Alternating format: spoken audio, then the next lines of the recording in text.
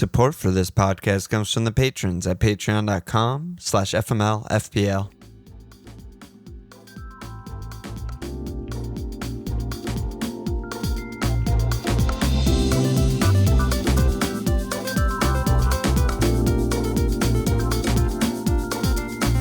Okay, welcome to another Fireside Chat. This is Alon. Today I'm joined by Scott Willis from the Cannon Stats Substack. Scott, how you doing? Yeehaw, I'm doing great. It's been a busy day, but a good day.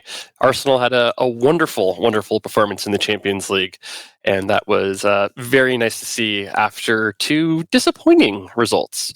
Yeah, I mean, I feel like that's kind of why you're here and why, a lot of people in FPL are talking about Arsenal is just the fixtures are good upcoming, but we're like, how good or not good is Arsenal is the big question. I mean, if you look at the table, everything's fine. Arsenal are in fourth, the goal difference is fourth, the XG difference is fourth, like all good. And then you look under the hood and you're like, what's going on? Arsenal are clearly different this season than last season so far.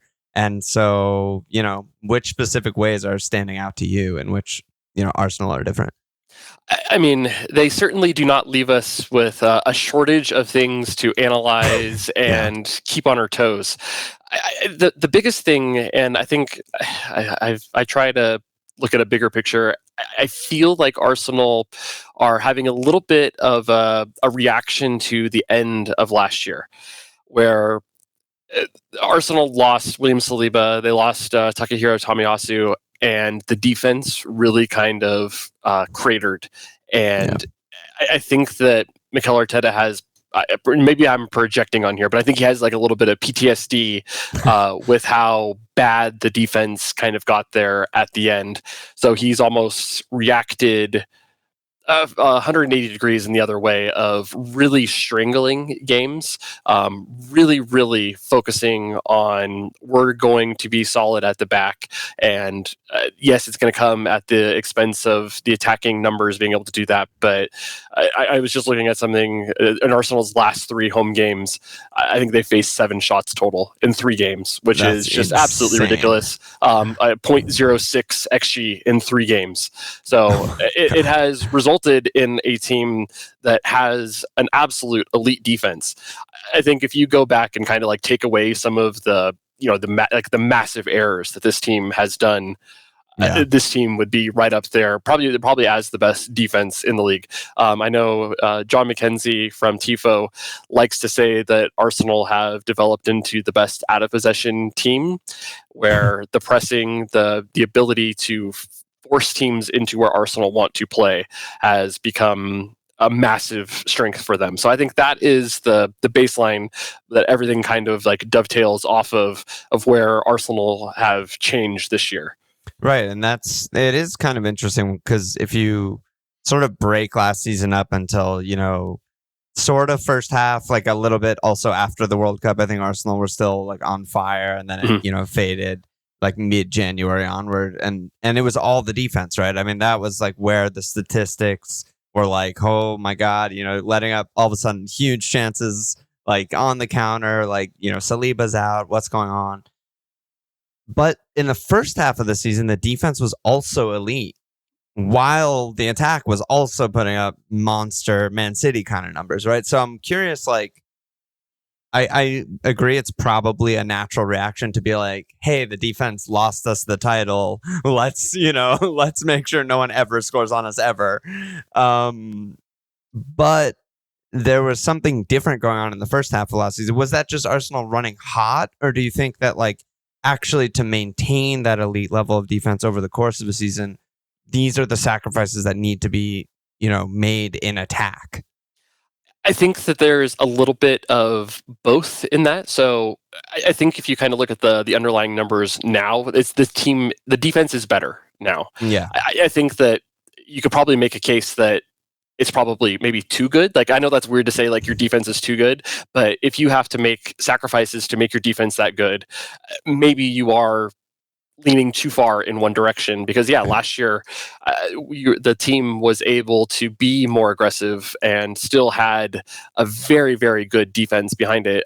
You went back, you're asking, did the team run hot last year? And I think the answer is yes, but I think that if you still looked at the numbers, like it was still a team that was, I think, justifiably at the top of the table. Like they were right there.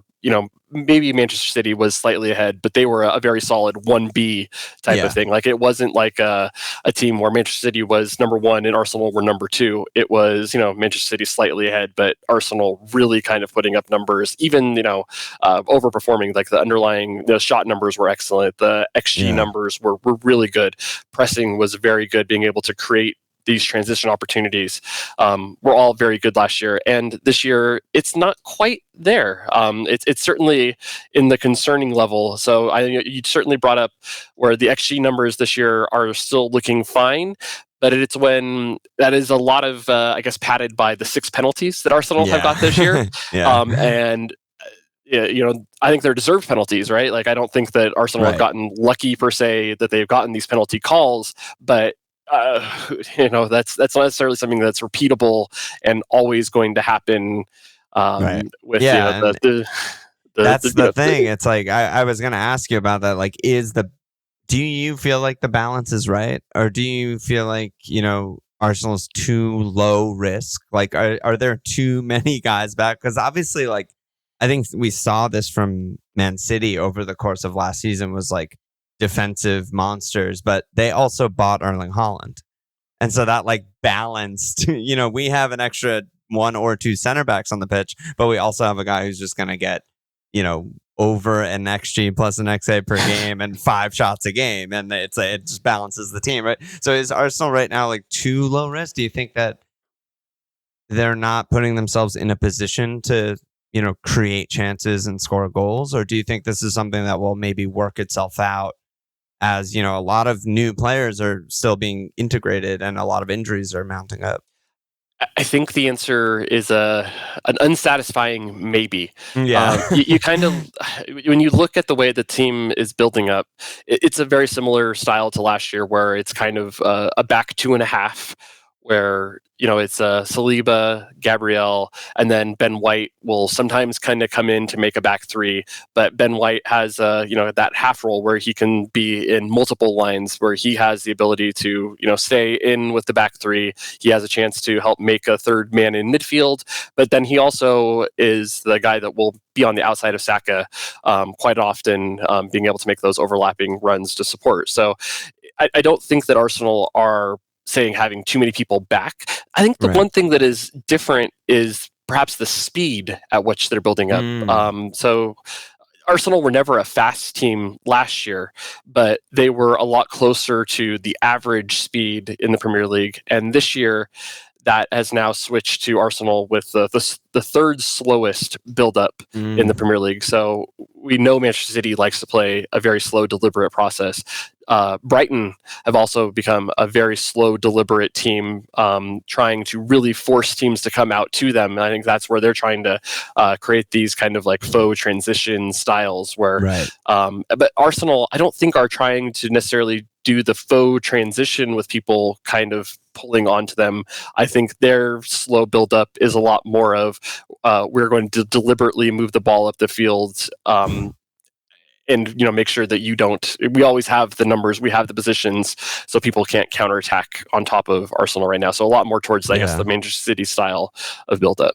It's so many side passes and backwards passes. It's so frustrating in fantasy because you're just like, oh, where's Saka? I think he's, sort of the poster boy of like Arsenal's attack for last season. And he was, he's one of the most popular picks in fantasy. And, I have him. A lot of people have him. And again, it's like the numbers across the board individually. I mean, obviously if the team numbers are down, but individually are also down, right? I mean, Saka this year, it seems like he's taking on less people. He's taking a lot less shots, like almost a full shot less per 90.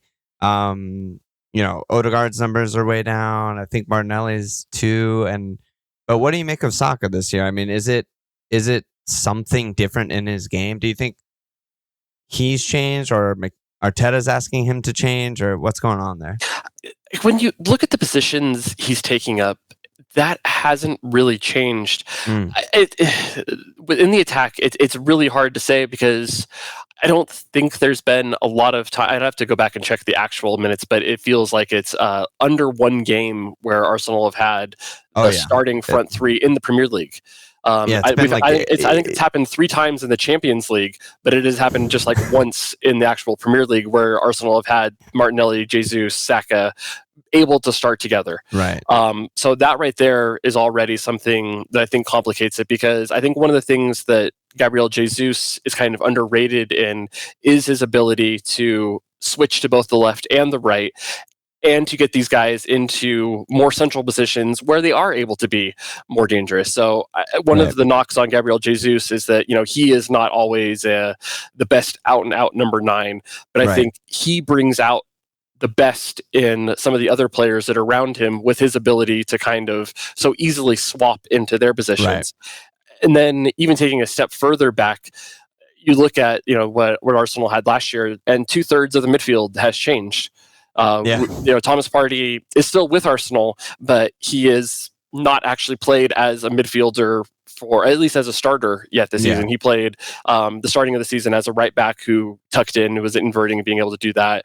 And now he's spent a lot of time out on the sideline, and it looks like he is out at least through December, at least for right now, and then he'll have AFCON coming up after that. So it's something that has absolutely changed the way that Arsenal are playing. And then there's Kai Havertz, who's been a giant lightning rod for Arsenal fans, and how he's being able to do.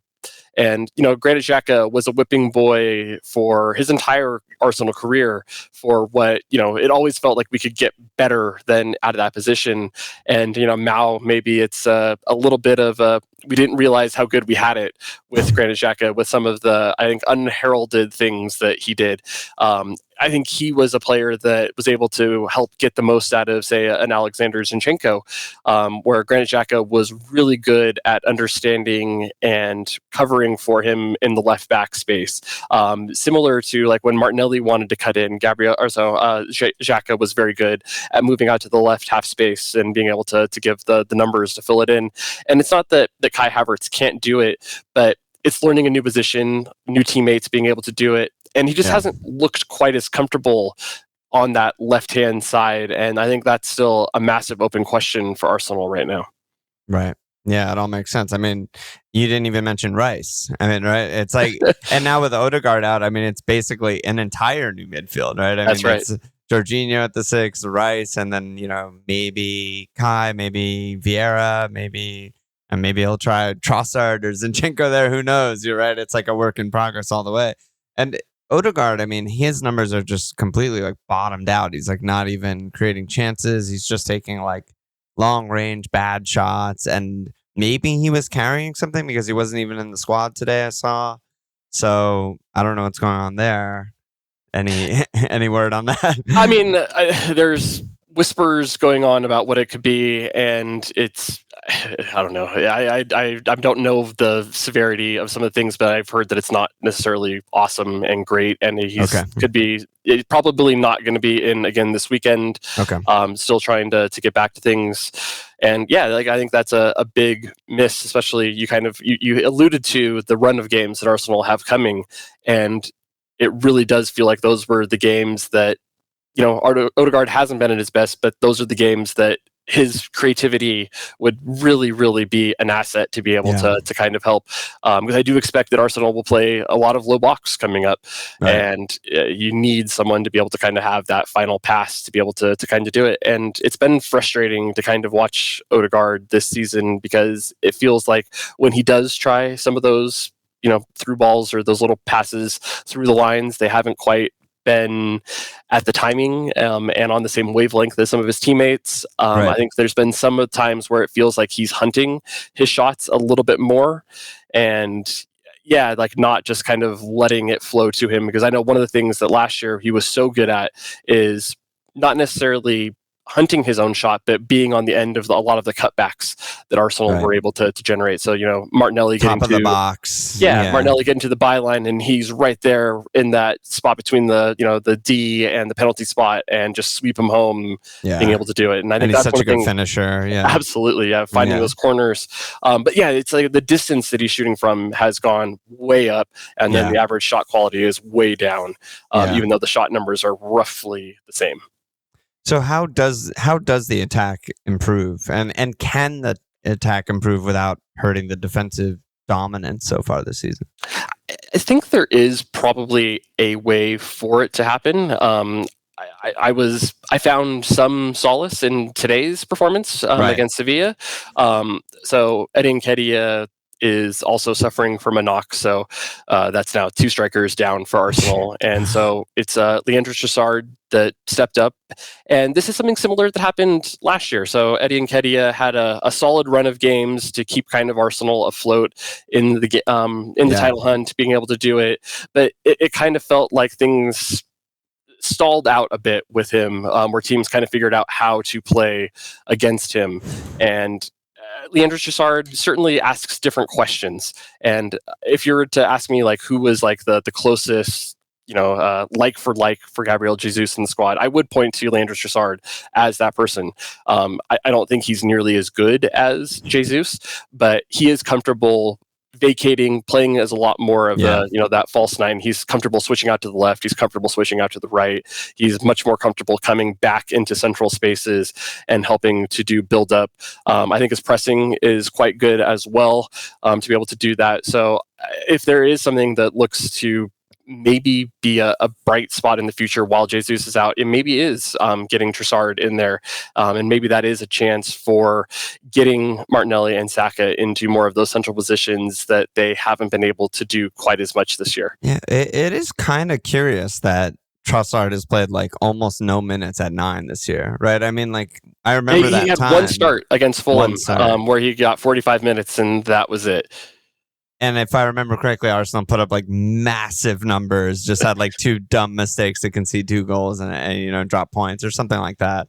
But yeah, I mean, he was like a revelation when he came in January. Like I remember he put up incredible assist numbers. Crazy assist numbers. Clearly getting the best out of Martinelli, getting the best out of Saka. And then this season, Jesus starts the season injured, and shout out to Nate, my friend Nate, who's a big Arsenal fan. He's like, I think Trossard's the best option there. Like, I think he's going to start there.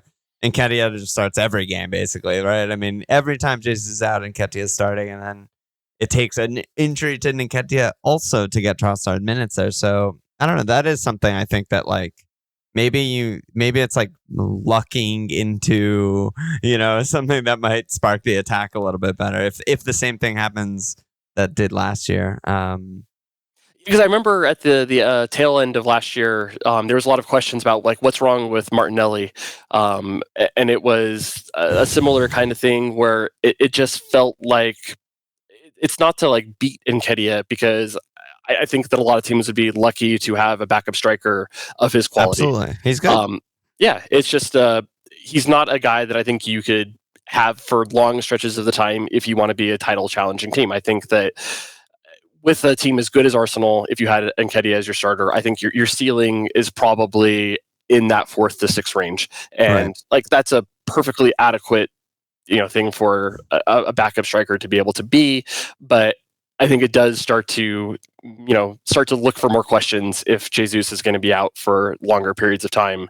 And I'd kind of hoped that Arteta would try something sooner, but maybe it's a kind of a luck to force his hand here to see something new coming in. Yeah, so I don't know the severity of Nketiah's injury. Maybe but do you think that Arsenal are incredibly secretive on the injuries? Yeah.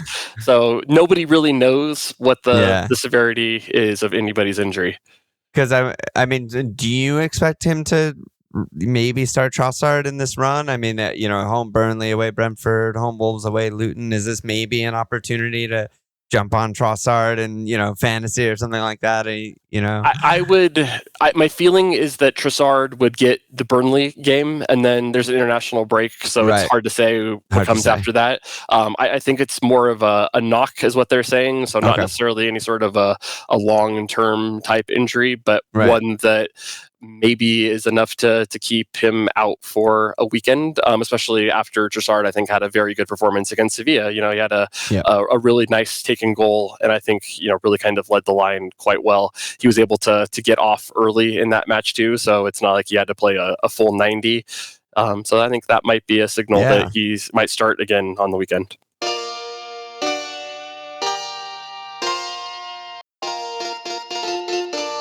Yeah, I mean, just looking at the XG that you posted, 1.5 to 0.0, like that's probably one of Arsenal's best performances of the season, right?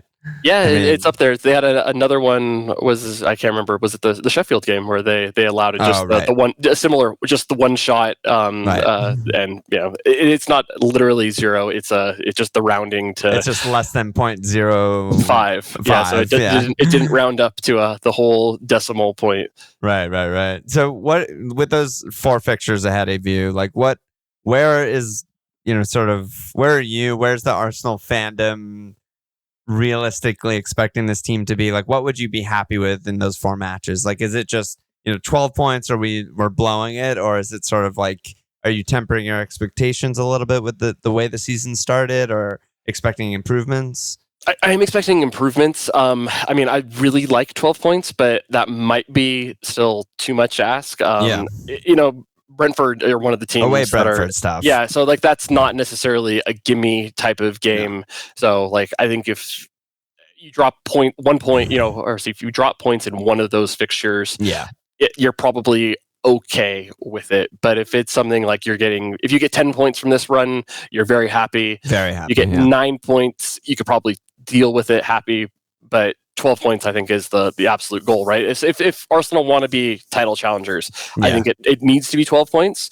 Otherwise, it's if it's only 10 points, it doesn't really probably improve Arsenal's spot there, because we're in a spot where we're chasing kind of it's such a hard situation where it feels like every dropped point when you're facing Manchester City is lethal.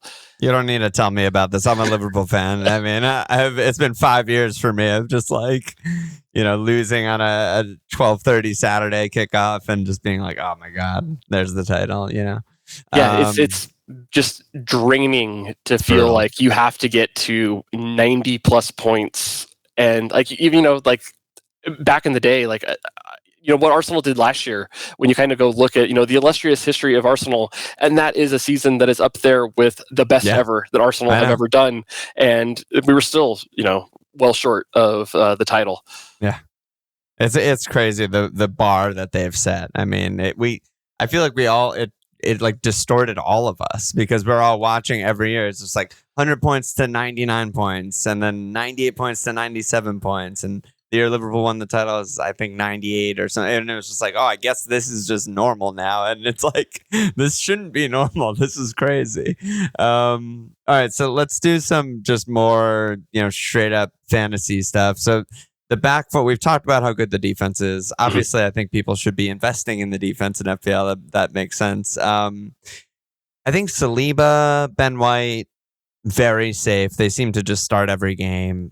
What's going on with Gabriel? It seems like, the start of the season, he wasn't in the 11. He was just like a late sub. I think the Sheffield United game was the game he just maybe got rested or rotated, but I feel like traditionally center backs don't really need rest or rotation, so that one's a little weird. And then left back is like sometimes Zinchenko, sometimes Tomiyasu, sometimes it switches at half. And then also, I'm curious what you think about the keeper situation. Like, is that Raya's to lose? Like, is he just nailed the guy now? Or do you expect some rotation there? So on the keeper, I think that it's Raya's position. I know it's, he said that, Arteta has said that he wants to rotate, be able to do those kinds of things, but I really just don't buy it. Okay. Managers lie all the time. And I think it's some of it, like he's trying to like soften the blow a little bit. And I think there is a path that Raya could lose the position, but I think he's very well in a spot where it's his spot, and he would have to do some massive mistakes to lose it.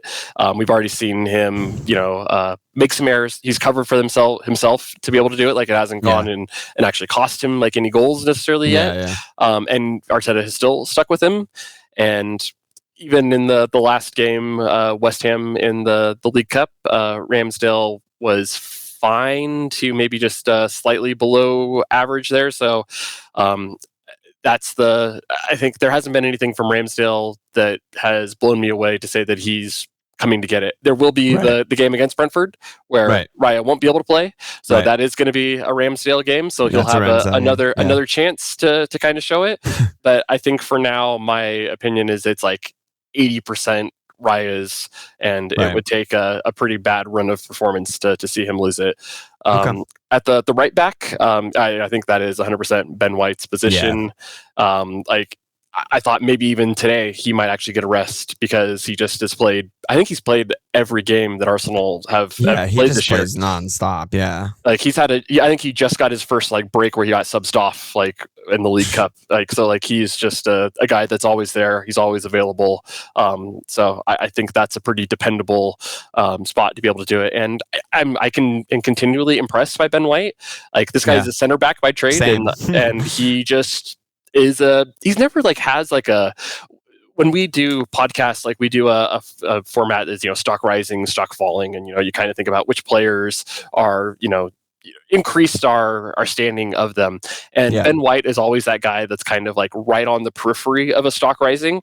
So it's he's never done he never has a standout amazing game, but he's a guy that never really disappoints you. Although I would say maybe the Newcastle game, the one goal, I'd put most of the blame onto him, even though maybe it's a foul. A lot of other things happened in that goal. But the kind of switching off and not going and closing out Willock was probably the one that's the biggest mistake out of all of them. He just saw Willock and was like, "Oh, Joe's got it. He's Arsenal guy." And then getting into the center back, I think William Saliba. I was just talking with somebody else online today, and I think William Saliba might be the most valuable player to Arsenal to be. I mean, based off of the fall off last year and then the rebound this year, I mean, it's hard to deny.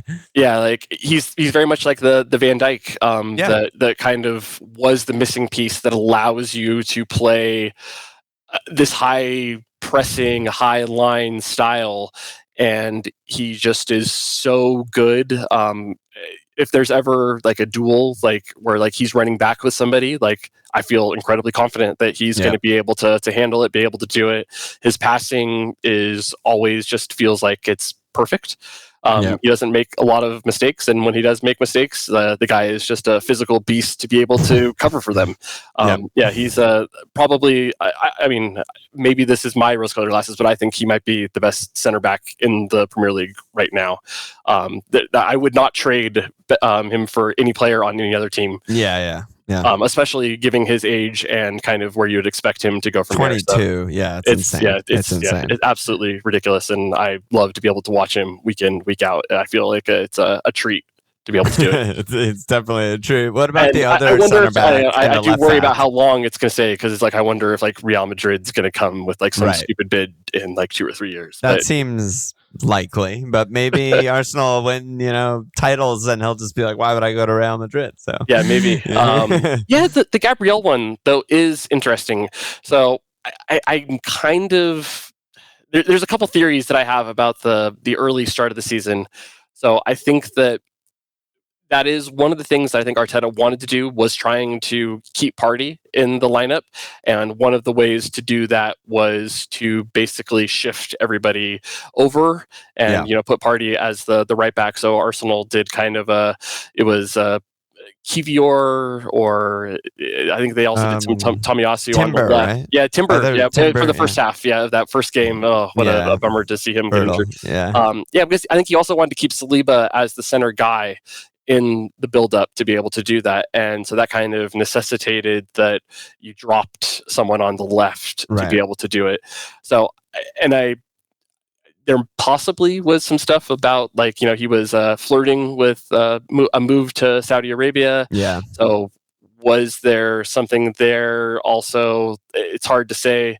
But basically, since the transfer window is shut, he's been the guy. The one time that he didn't start, that was also following, I think, an international break where he was in South America with Brazil. He had 2 games. They were pretty high intensity. So it wasn't like a massive surprise and it was Sheffield United at home. So it's like if there's one time, derby. we can make this change, get him a rest, be able to do it. So I think that is something that Arsenal will pick and choose games to kind of give him a little bit of break. But I think he is the guy for 95% of the matches. Yeah.